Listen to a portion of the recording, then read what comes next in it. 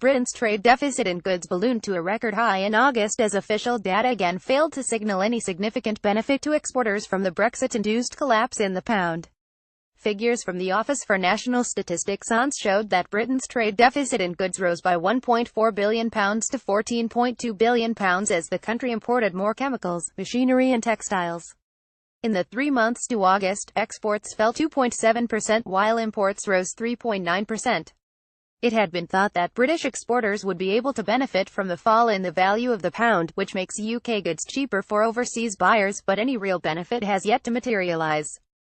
Commenting on today's short-term economic indicator figures, ON senior statistician at StatsGate said https://coop3h3icpic.twitter.com/9kj9d ON's October 10, 2017. As Theresa May's Brexit negotiations continue to falter, the ONS figures also show that Britain's import of goods from the EU hit a record high in September.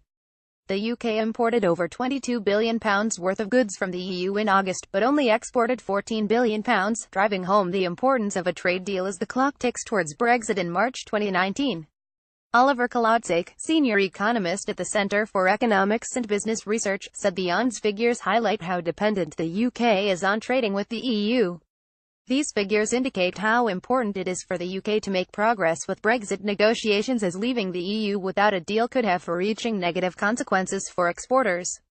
Britain's total goods and services trade deficit, the gap between exports and imports, widened by £2.9 billion to £10.8 billion in the 3 months to August.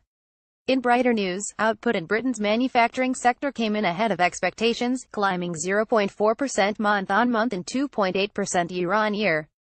Industrial production rose by 0.2% month-to-month in August, in line with forecasts, and July's 0.2% increase was revised up to 0.3%. Construction output rose by 0.6% in August from July, however, on a 3-month basis it fell 0.8%. The data dump comes amid a worrying slowdown in Britain's economic performance this year. Samuel Toombs, chief UK economist at Pantheon Macroeconomics, said that the figures could mean the Bank of England, which had been expected to increase interest rates in November, may now think twice. He said industrial production is growing too modestly to offset the hit to GDP growth from the slowdowns in the construction and services sectors. Note that the MPC's hawkish shift last month was driven by its judgment that there was upside risk to its GDP forecast, which no longer appears significant. As a result, we still think that investors are wrong to think that a November rate hike is a done deal. We continue to think that the MPC will wait until next year.